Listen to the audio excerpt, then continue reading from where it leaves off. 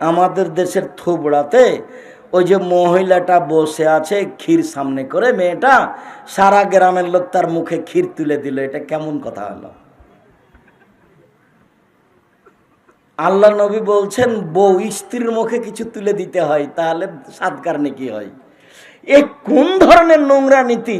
বুঝলাম এটা চাচা, এটা দাদা, এটা খালা, এটা ফুফু, আরে চাঁপায় নবগঞ্জের তো গোটা গ্রামই চাচা। তো সবাই যদি চাচা হয় তো পর্দা করবে কার সাথে? সবাই যদি ভাই হয় তাহলে পর্দা করবে কার সাথে? তাহলে পর্দা লাগবে না, পর্দা উঠে গেছে গ্রাম থেকে, ওটা চাচা, এটা ভাই। তো এখন ভাই নিজের ভাই না চাচা, নিজের চাচা না কি?